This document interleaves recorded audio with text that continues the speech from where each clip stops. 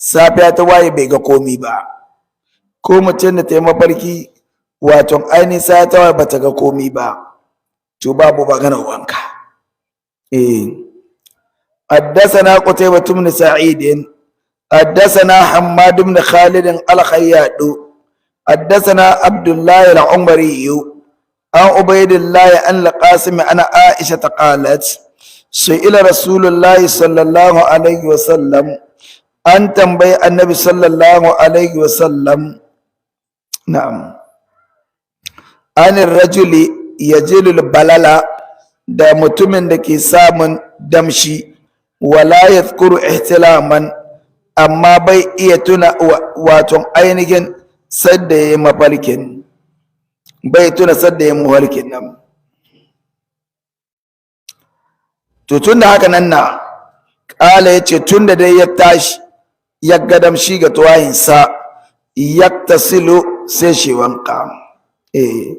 Wannan ya ga tasilu mu ba labari ne amma ma'ana amri gare shi, ma'ana ya yi wanka.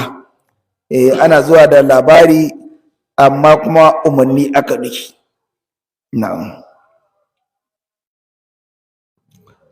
Kaga can wallazina yatawaffawna minkum wa yadharuna azwajan an kace yatarabbasna, an san asali yatarabbasna saboda wannan nunun an ka daure mudari'in, an kace yatarabbasna su yi dakaci, ma'ana wai su umarni na an ka ba su. Na'am.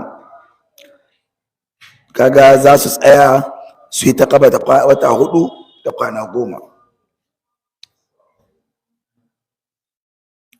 Wa anir rajul yara annahu qari talama, haka nan mutumin da aka tambaya annabi sallallahu alaihi wasallama menene hukuncin mutumin da yayi maholki wala yajulu balala amma ya tashi bai iska damshin komi ba.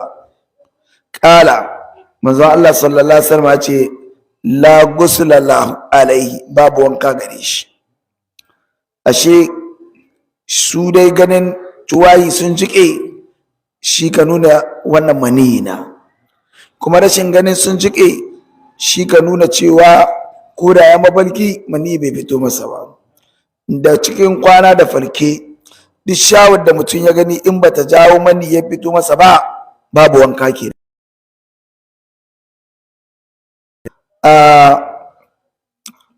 Bambanci da ka ce saduwa da iyalinsa ko da bai ga mani ba, kaga wanka ya waje ba gare shi. Wannan ta nan kawai ake cewa bambanci da cikin kwana. Wannan kuma bayani na cewa babu wanka ga rai ya tabbatar da cewa zahirin hadisi ya nuna a yi wanka in an gadam shi. Don haka ba zai yi mutu ya tace a ai tunda bai yi mawalki ba. A'a, Allah ya ji kan mallam mai ahalari, wannan hadisi mallam mai ahalari tun farkon shan farko an ka shanye shi, cewa in an iya mawalki wanda ya mawalki kaza ya yi wanka, wanda ya mawalki bai ga komi ba bai wanka. Ashe malam mai ahalar hadisi na manzon Allah sallallahu alaihi wasallam ya kwadi tun mutum na dan kararramin yaro ya koya mai shi har ya gane har ya iya. Mutum ba zai iya fahimtar ta yau waɗannan bayan Allah ba sai karatu ne yayi zurhi. Dan yau ga sai da mun ka shigo sunan Abi Dawuda mun ka cimma hujjan mai mallam mai ahalari. Na'am.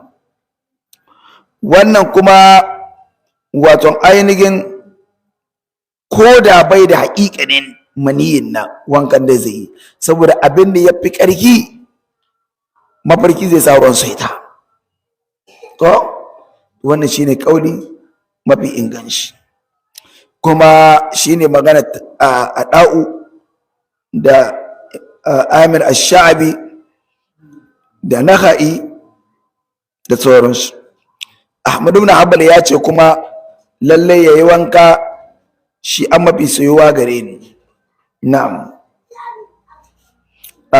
An samu waɗansu malamai waɗanda suka ce to sai in ya tabbatar da maniyina, kai ya zan ya tashi ya duba ya ga lalle waɗanda ruwa ba maniyina ba, tun da bai san da ya maholki ba. To in haka nan ne suna ganin to yana yawa ya zan fitsari ya ɗan tuɗo mai. To abin da sa su da malamu ba su yi saurin gittawa ba, yana yawa shi yana da nashi dalili, kila ya tsammanin fitsari da yi in mai tsarin kwacina, ko kuma ya tsammanin wato ainihin ruwa na sun ka watsan ma an ka watsa sun ka taɓe shi, kila mata ta watsa ko ta aje kusa, ma'ana dai in ya taho da wani abu mai nuna cewa abin gana nuna lalle ba mani na ba, tabbas wanda ya rinjaye suwa, to in ya tabbata yana da wasu dalilai ma tabbatar da haka, to ba za a ce dole sai ya wanka ba, bisa abin da wasu malamai suka tafi akan shi. Saboda haka na'am, ina muke,